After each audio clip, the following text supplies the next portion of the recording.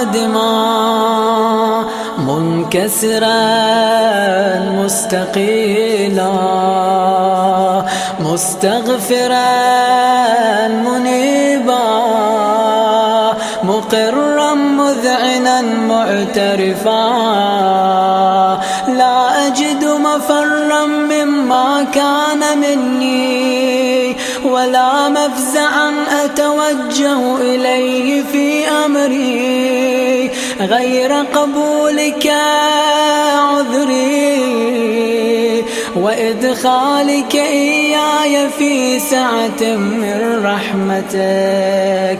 اللهم فاقبل عذري وارحم شدة ضري وفكني من شد وثاقي.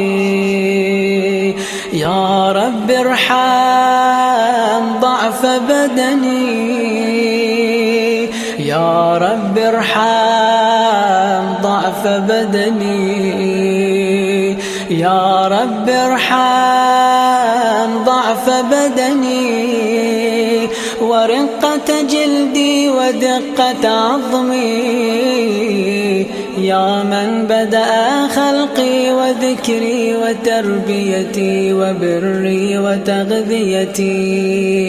هبني لابتداء كرمك وسالف برك بي يا إلهي وسيدي وربي. أتراك معذبي بنارك بعد توحيدك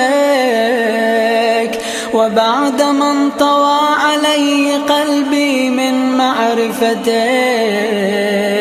ولهج به لساني من ذكرك واعتقده ضميري من حبك وبعد صدق اعترافي ودعائي خاضعا لربوبيتك. هيهات أنت أكرم من أن تضيع من ربيت أو تبعد من أدنيت أو تشرد من آويت أو تسلم إلى البلاء من كفيته ورحمته. وليت شعري يا سيدي وإلهي ومولاي أتسلط النار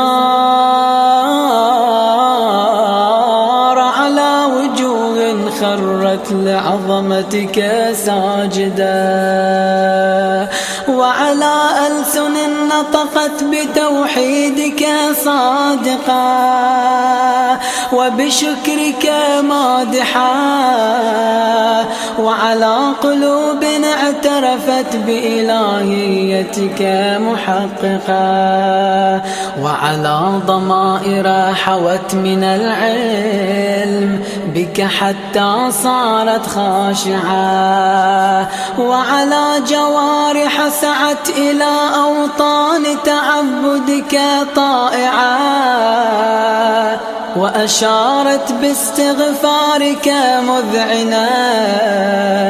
ما هكذا الظن بك ولا أخبرنا بفضلك عنك يا كريم يا رب. وأنت تعلم ضعفي عن قليل من بلاء الدنيا وعقوباتها وما يجري فيها من المكاره على أهلها على أن ذلك بلاء ومكروه قليل مكثور يسير بقاء قصير مدته.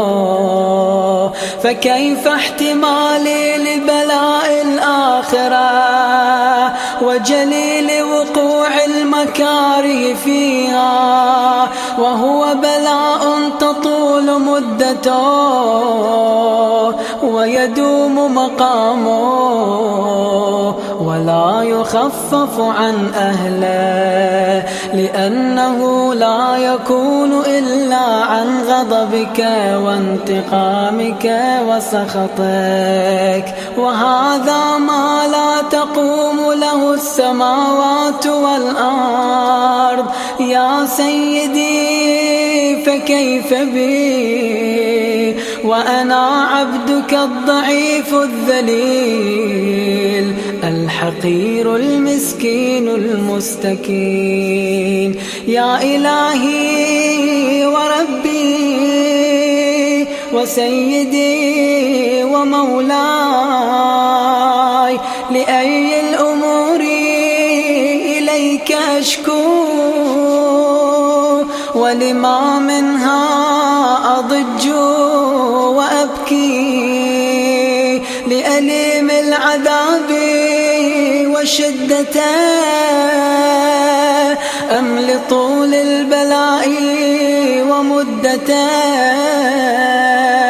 فلئن صيرتني للعقوبات مع أعدائك، وجمعت بيني وبين أهل بلائك، وفرقت بيني وبين أحبائك وأوليائك، فهبني يا إلهي وسيدي ومولاي وربي.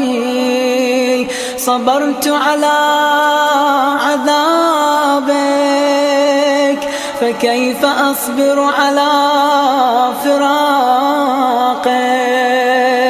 وهبني صبرت على حر نارك، فكيف أصبر عن النظر إلى كرامتك؟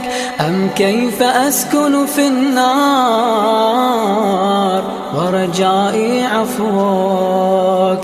فبعزتك يا سيدي ومولاي أقسم صادقا لئن تركتني ناطقا لأضجن إليك بين أهلها ضجيج الآملين، ولأصرخن إليك صراخ المستصرخين، ولأبكين عليك بكاء الفاقدين، ولأنادينك أين كنت يا ولي المؤمنين،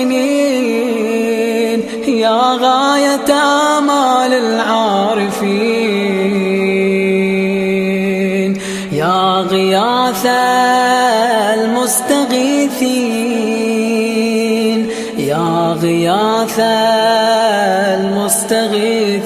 المستغيثين، يا غياث المستغيثين، يا حبيب قلوب الصادقين، ويا إله العالمين. أفتراك سبحانك يا إلهي وبحمدك تسمع فيها صوت عبد مسلم سجن فيها بمخالفته، وذاق طعم عذابها بمعصيته، وحبس بين أطباقها بجرمه وجريرته، وهو يضج إليك ضجيج مؤمل لرحمتك، ويناديك بلسان أهل توحيدك، ويتوسل إليك بربوبيتك. يا مولاي فكيف يبقى في العذاب وهو يرجو ما سلف من حلمك؟ أم كيف تؤلمه النار وهو يأمل فضلك ورحمتك؟ أم كيف يحرقه لهيبها وأنت تسمع صوته وترى مكانه، أم كيف يشتمل عليه زفيرها وأنت تعلم ضعفه، أم كيف يتقلقل بين أطباقها وأنت تعلم صدقه، أم كيف تزجره زبانيتها وهو يناديك يا رباه، أم كيف يرجو فضلك في عتقه منها فتتركه فيها. هيهات ما ذلك الظن بك ولا المعروف من فضلك، ولا مشبه لما عاملت به الموحد.